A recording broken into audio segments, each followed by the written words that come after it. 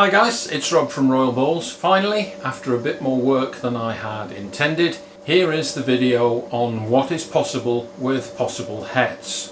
What are possible hets, how are they made, how best to use them, and a little bit about the pricing philosophy on possible hets. This might be a little bit controversial for some people, but it's my view and my view only. Let's get after it. The first thing we need to do is understand what we mean by possible het, as opposed to 100% het or simply just het. Now, all genes have the potential to occur in heterozygous or homozygous form.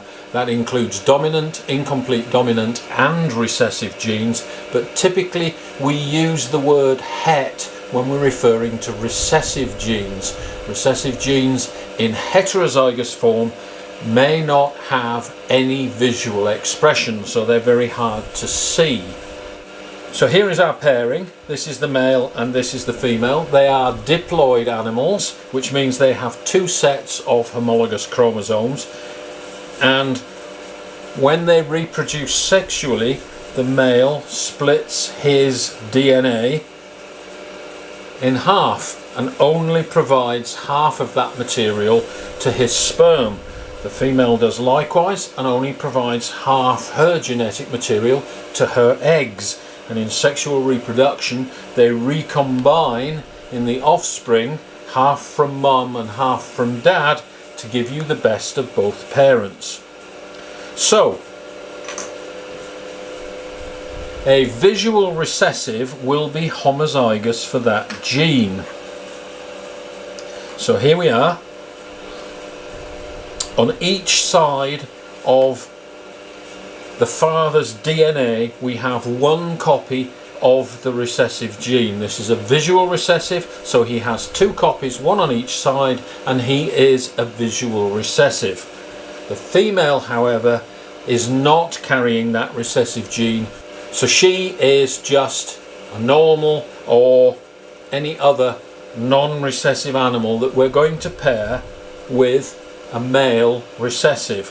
So when the male splits his DNA in half and the female splits her DNA in half, there are only 4 possible outcomes. Here we are with our Punnett square.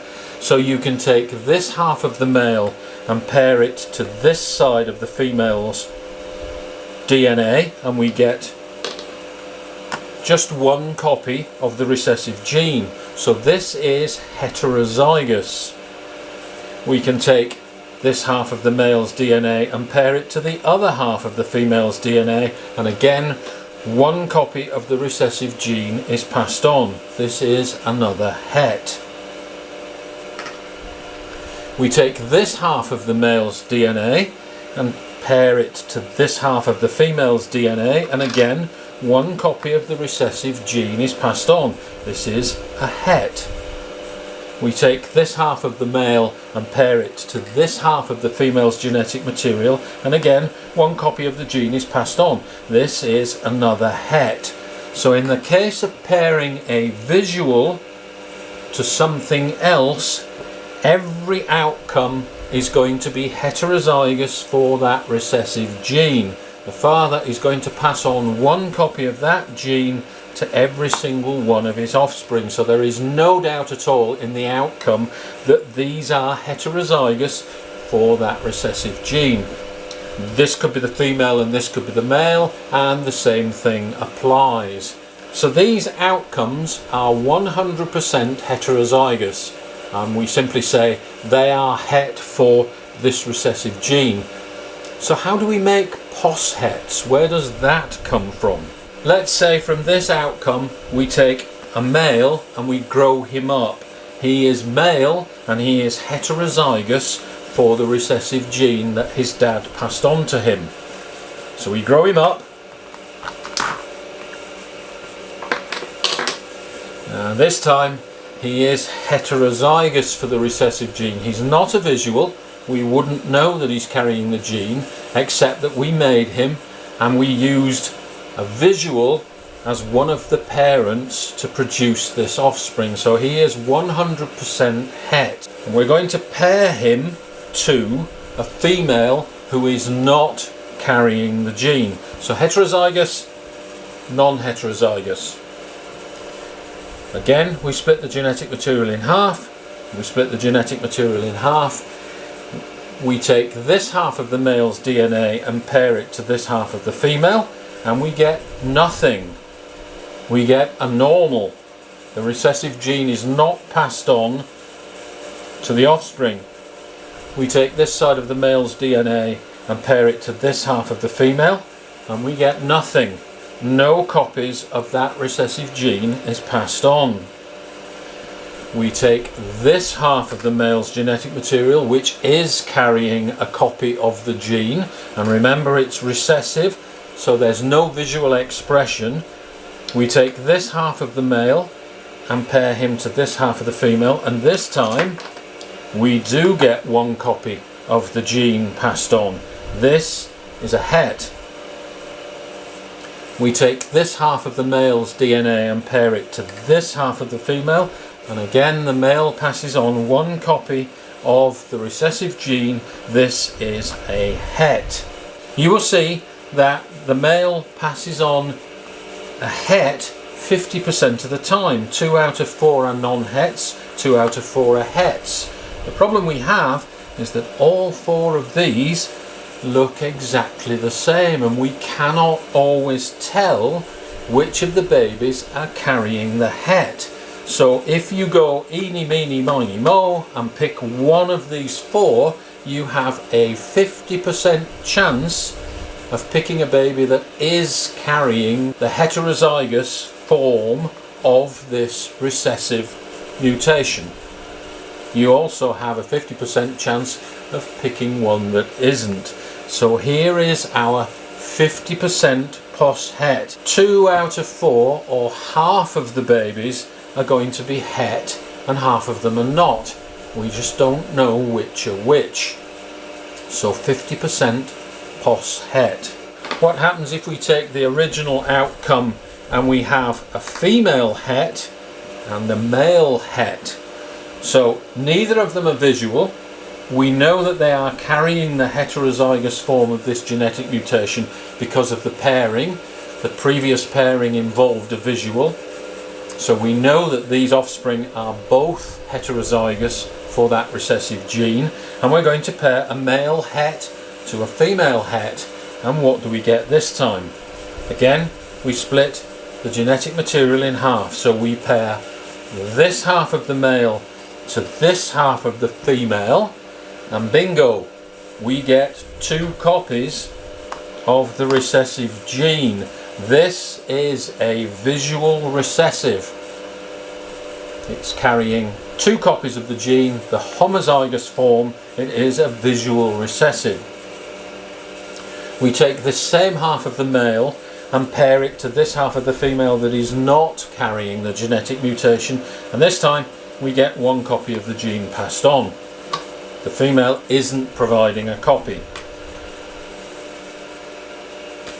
Now we take this side of the male that is not carrying the recessive gene, pair it to this half of the female which is, and again we get 1 copy of the recessive gene. This is a het. We take this half of the male's DNA and pair it to this half of the female's DNA, and this time we get no copies. So this time, for every 4 babies, statistically we are going to get 1 visual recessive, which is easy to identify. It's the visual recessive. It might be a clown, it might be a pied, it might be an albino. Any of those recessive genes are easy to recognize in homozygous form. So this one we know is a visual recessive. The other 3, however, 2 of them are het and 1 of them is not a het, but all 3 of these guys look exactly the same. They are not a visual recessive.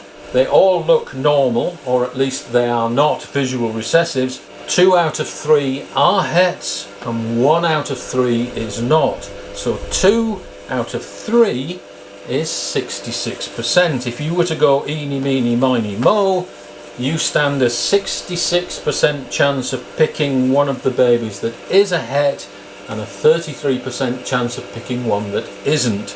We do not know which is which, so 66% pos het.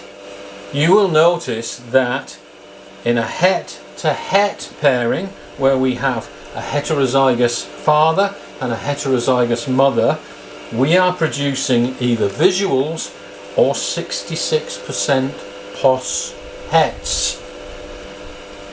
In the case of a het to a non-het, we are producing 50% of the babies carrying the heterozygous form of that genetic mutation and 50% are not. So a het to a non-het is producing our 50% pos hets, and that is important when we look at buying possible hets.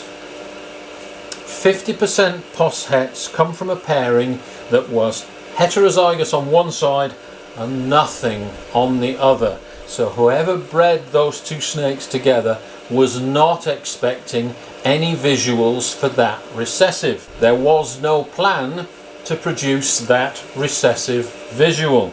In the case of a het to het pairing, this time we are producing 1 in 4 visuals of that recessive. So in a het to het pairing, we are producing visuals. There was a plan to produce those visuals, and the remaining babies which are not visuals are 66% pos het.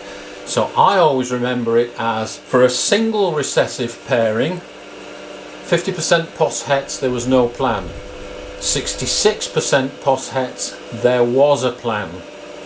For double recessives, it gets a little bit more complicated because you have 2 recessives, and typically you will be pairing double het to double het, or you will be pairing a visual on one side, het for the other. Okay, so that's important to remember.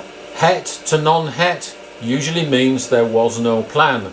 Het to het means there was a plan to produce the visuals, and the remaining babies are 66% possible het from that plan.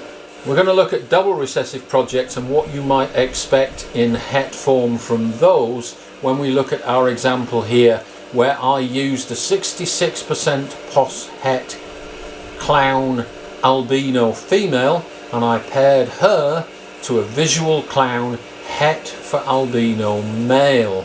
So we didn't know exactly what the female was, but she was 66% pos het for albino and 66% pos het for clown, which means that she was derived from a pairing that was het to het.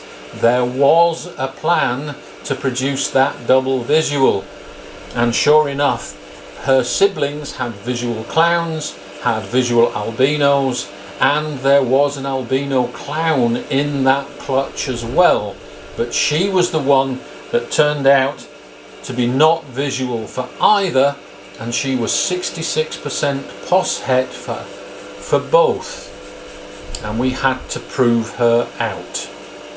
Let's have a look at that. So here is the female, nothing special. She looks just like a normal, but she was 66% pos het albino, 66% pos het clown. We used a male with her that was visual clown, so there would have been a 50-50 chance of producing visual clowns if she was het for clown. Under the circumstances, she did not prove out, and we got no visual clowns in the clutch. However, because I used a visual clown male, all of the offspring are 100% het for clown.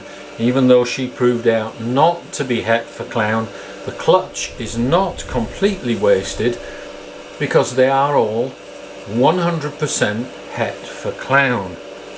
Now the male was het for albino, not ideal for proving out a pos het albino, but we did get one visual albino, which means that this female is het for albino.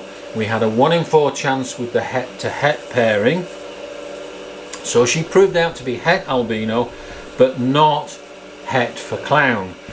Because we used a visual clown het albino, what we produced in all of the offspring, we got 1 visual albino. It is not a clown, but it is 100% het for clown. All of the other offspring are neither clown nor albino, but because father was a visual clown, all of those non-visual babies are 100% het for clown, and because we now know this female is het for albino, it was a het to het pairing on the albino side. All of the offspring that are not visual albinos are 66% posset for albino. So the important thing to note in this clutch is there was a plan. I did understand what the pairing was that produced this female, and there were visual clowns and visual albinos in that clutch. She is a non-visual, so 66% posset albino, 66% posset clown, and she proved out to be het for albino but not het for clown.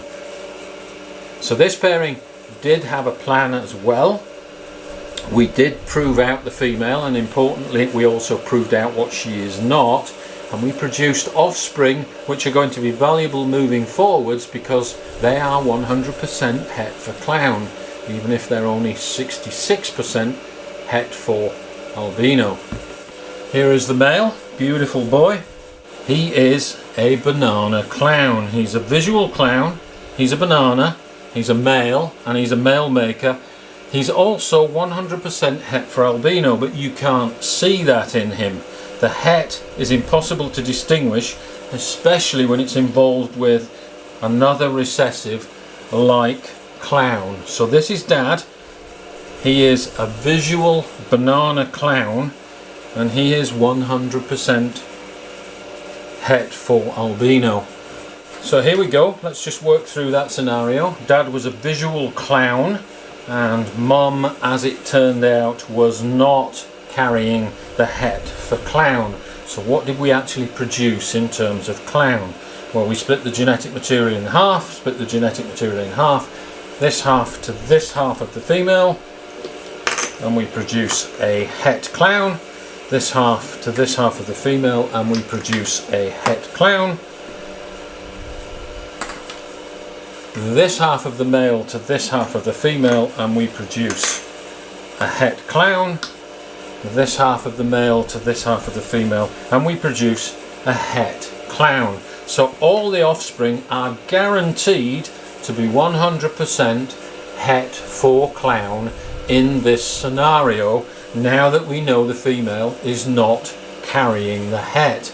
So a pretty smart move using a visual to prove out the het, because if she does not prove out to be het for that recessive gene, you've produced babies that are.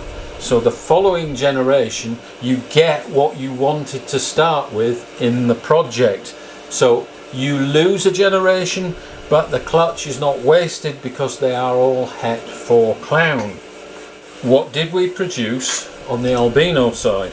Well, Dad, we know, was a proven het albino, and we know because we did produce albinos in the clutch that Mum is also carrying het for albino. So here's the female, het for albino, here's the male, het for albino, and we split the genetic material in half. This half of the male's genetic material, which is carrying the het for albino, to this half of the female, which is also carrying het for albino, and there we produce 2 copies of the homozygous form of albino. So there is our visual albino. We take this half of the male, which is carrying the albino gene, and pair it to this half of the female, and we get 1 copy of the albino gene. So this is a het. We take this half of the male which is not carrying the albino gene. Remember, it's the heterozygous form, so only one half of his homologous chromosomes will be carrying that recessive gene, and we're taking the half that is not and pairing it to this half of the female which is carrying the recessive gene. So again, we get one copy of albino. This is heterozygous for albino. And we take the same half of the male and pair it to this half of the female, neither of which is carrying a copy of the albino gene, and we get something which is a normal. It is not carrying any of that recessive gene. So on the albino side, we get one visual albino, and we get 3 babies which look like normals. So 2 out of 3 is 66%. So if we subtract the visual albino from this computation, 2 out of 3 is 66%. So all the remaining babies are going to be 66% posset for albino. Okay, so what did we get in the clutch? Well, the pick of the clutch is this baby here. Obviously it's a visual albino, and because this guy was produced from het to het, the visual albino is especially important because all the rest are only 66% posset albinos. Because we used a visual clown in the pairing to produce this guy, and he is not a clown, this guy is 100% het for clown. So what we have here is a visual albino who is guaranteed 100% het for clown. It's a male, so he'll be ready to use in a year. If you are purchasing anything from this clutch, the plan was to produce a visual albino clown, and we did not get a visual albino clown, but this guy is the next best thing. He's a visual albino, 100% het for clown. There's no pos in this guy. He's a visual albino, 100% het for clown. Now, we also suspect that because he's male, he's actually an albino banana. Because Dad was a banana, we did get bananas in the clutch, and this is also a male. This guy is not a clown, and he's not an albino. He is 100% het for clown. He is 66% het for albino. This would not be the male that you wanted from this clutch. This guy is the one you want. He is 100% het for clown, and he's a visual albino, as opposed to this guy, which is 100% het for clown but only 66% posset for albino. The rest of the clutch looked like this. These are all just normals. Not just normals, what they're hiding is key to the project, and you can see where the importance of using the visual clown comes in, with this being a visual albino. So this guy here, I got 4 of these, 1 male and 3 females, all of which look just like normals.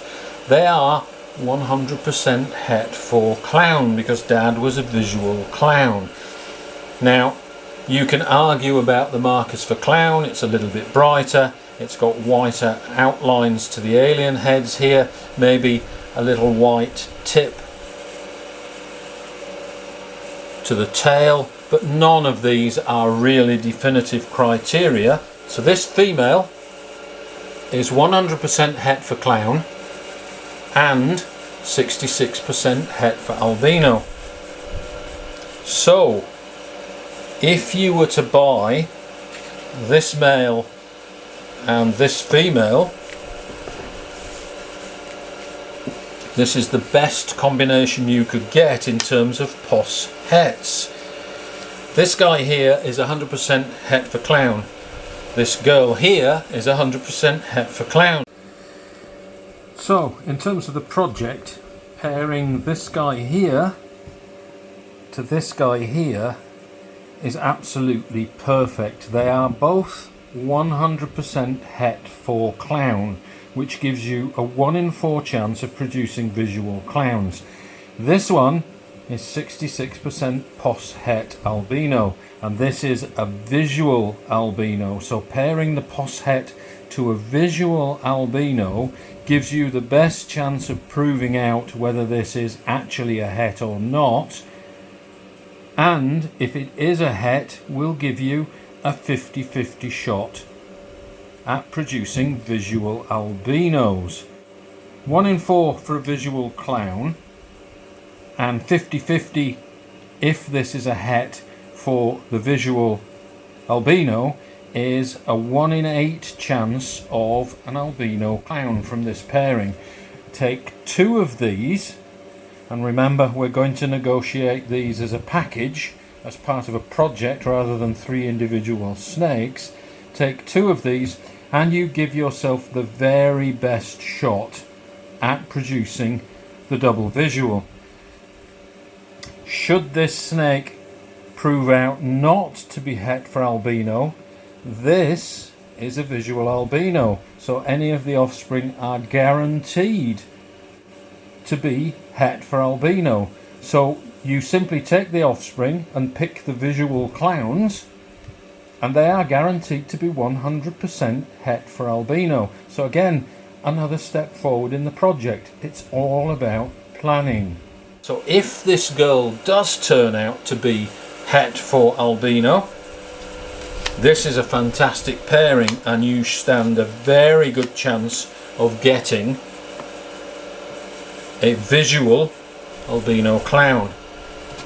If you take 2 females, you increase your odds even further. And I know what you're saying, that's 3 snakes, that's more expensive. Well, if I was to sell these snakes, what you're actually buying is part of the project, and you've seen the project unfold, you saw my plan, and you've seen the snakes that I have produced. So what you're buying is not 3 snakes, you're buying a piece of the project, and you're bypassing at least 1 step of the way. What would I charge for a piece of the project?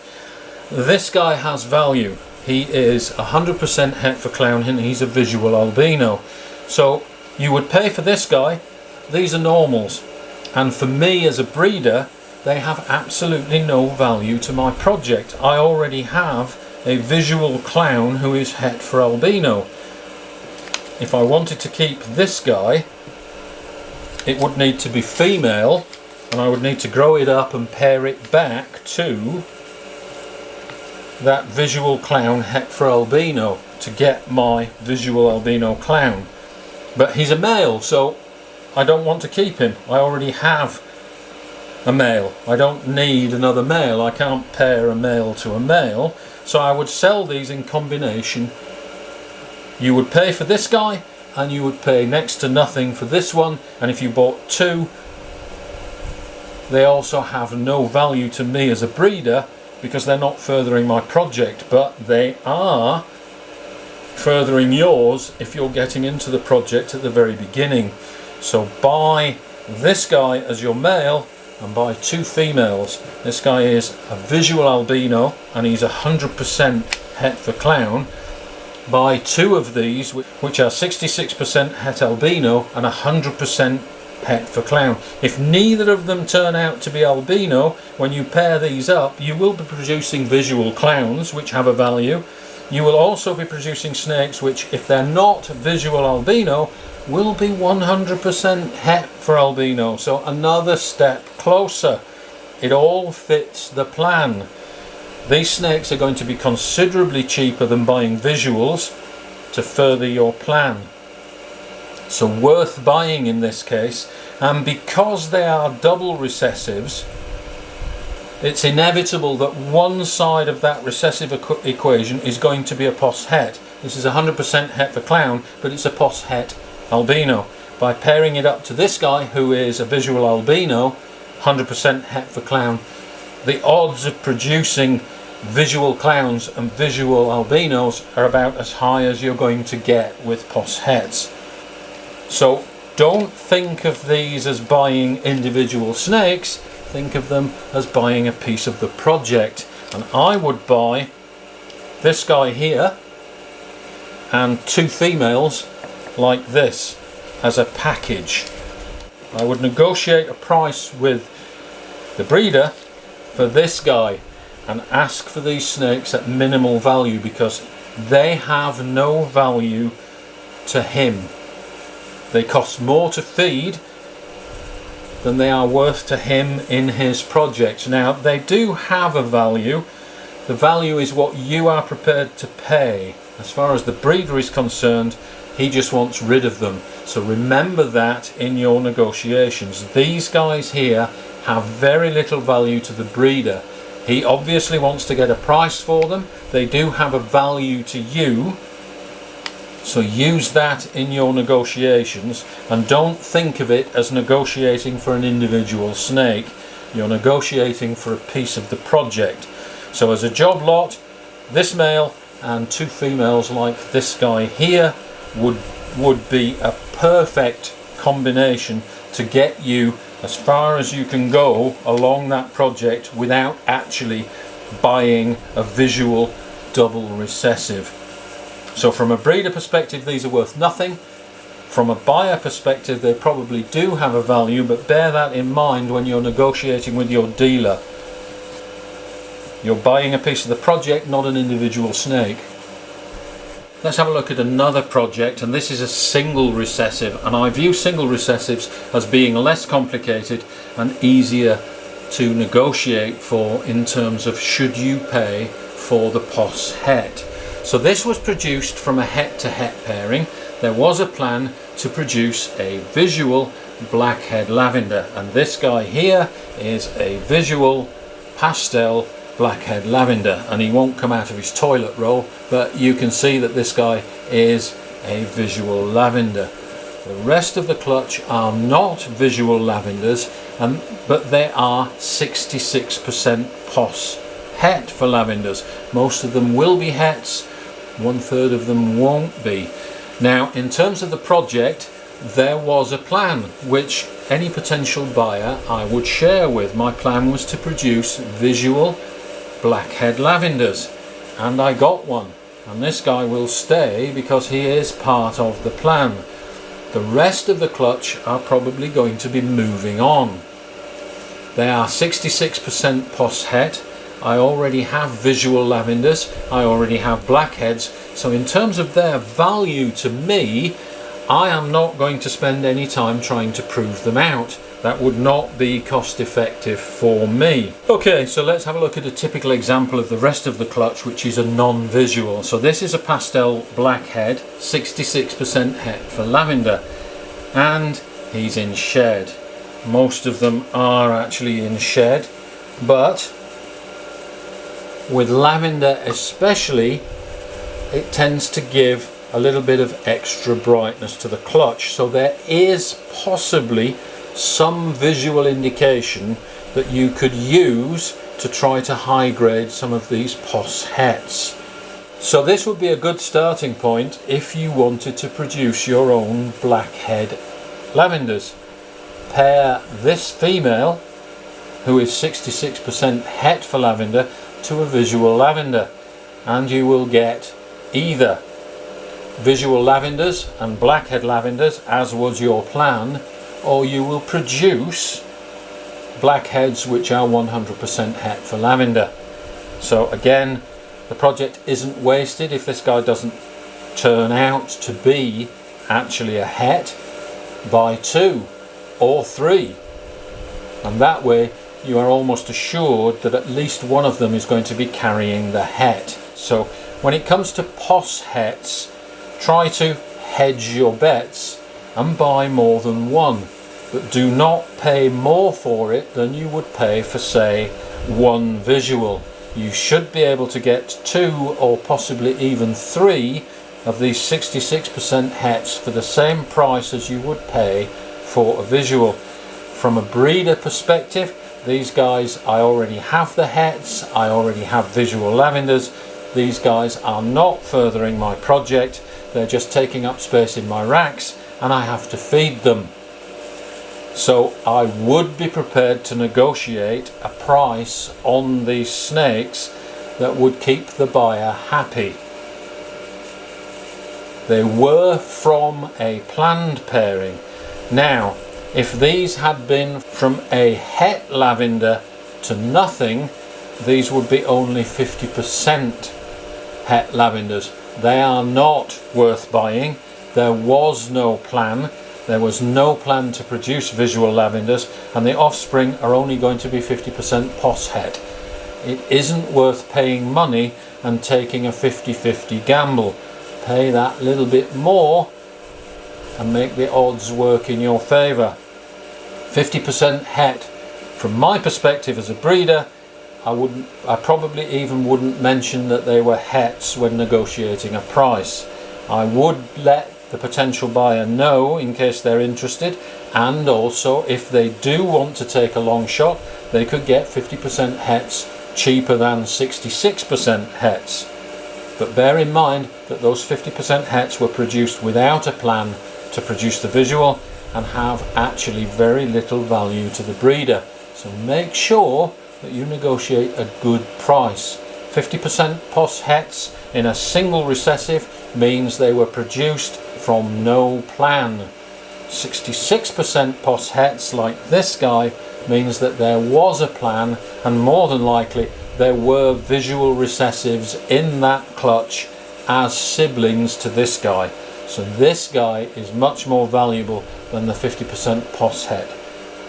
Obviously costs will differ, and the amount that you are prepared to gamble will differ. But for me, the more I can stack the odds in my favour at a reasonable price, the better. The odds are already hard enough without dabbling in 50-50 shots, particularly when it comes to single recessives where a 50% het has been produced by pairing a het to nothing, and there was no plan. It's an afterthought. 50% pos hets in single recessive projects are simply afterthoughts. They have no value to the breeder. That is not the case for multiple recessives, where inevitably you will be getting visuals which are 66% het for the other. So bear that in mind when you're negotiating on your double and triple recessives.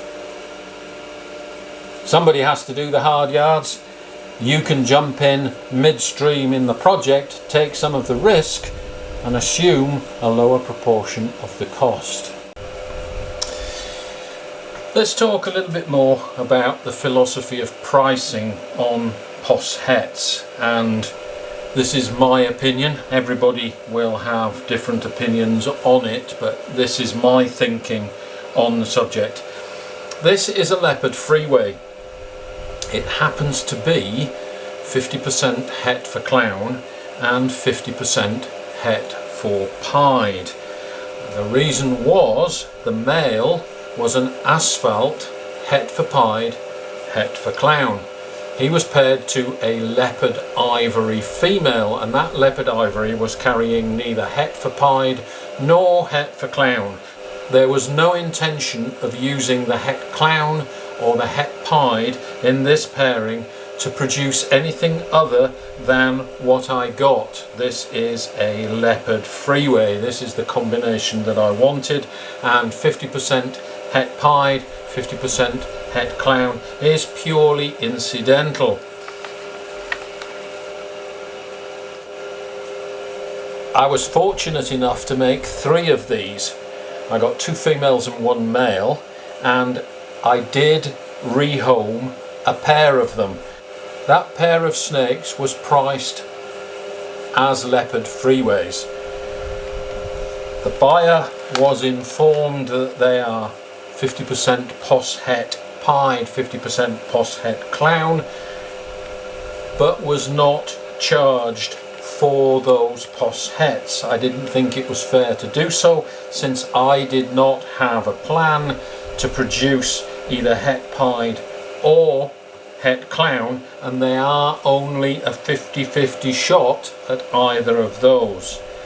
Now this year, that exact same male, and let me show you him, this year that exact same male, who looks just like a yellow belly but is in fact asphalt, he is het clown and het pied. He is being used this year with this big girl here, and she is, apart from being deep in shed, is a leopard yellow belly clown. And obviously with this pairing there is a plan. It is a clown to a het clown pairing. It has yellow belly, it has leopard, and it has asphalt. So obviously the plan is to produce the leopard freeway clown. So the clown version of the freeway that you just looked at. Anything which does not come out as a visual clown will this time, because this is a visual female, will be 100% het for clown. And my pricing philosophy for that would be that that does have a value. It came from a planned pairing, and anything which is not a visual will be 100% het. The pied portion of that pairing is again unused. So all of the offspring, regardless of whether they're visual clowns, visual freeways, or any combination of the two, will also be 50% het pied. There was no plan to produce pied, and therefore that 50% het has no value. The 100% het clown does. So in pricing, I would price them according to what the morph was and charge for the 100% het for clown if it was not a visual clown, but would not charge for the 50% het for pied. That was not part of the plan. So that's my philosophy on possets and their pricing or their value. Alright guys, so there you have it. As far as I'm concerned, possible hets do not make a clutch more exciting. It just adds to the uncertainty, and in project planning I tend to be very systematic and have a very firm idea of what the outcome should be. Possets interfere with that and increase the odds of not getting what you want. So I do not find breeding possets more exciting, I just find them a bigger risk. Do they have a value? Well, you've seen my opinion on the value of possets. Where the posset is an afterthought, they have no value, and you should not be paying for that extra excitement or extra uncertainty in your projects. If they are 66% possets and come as part of a plan, and the breeder allows you into the project, think of buying possets as buying into a project, not as buying an individual snake. And you will be buying the components of that project in perhaps 2 or 3 snakes, as I illustrated with my albino clown project. If you view it that way, you can negotiate on a fair basis with your breeder. As far as the breeder is concerned, those normals that I showed have absolutely no value. They have no value to me, they have no value to him. They just take up space in the racks and they need feeding. They do, however, have a value to you if you want to take up part of the risk for less cost. Alright guys, drop down into the comments. As I said, pretty controversial. I think the part about what possets are, how they are made and how best to use is probably not as controversial as my views on pricing. Thanks for watching. Don't forget to share, like and subscribe, and we'll see you for the next one.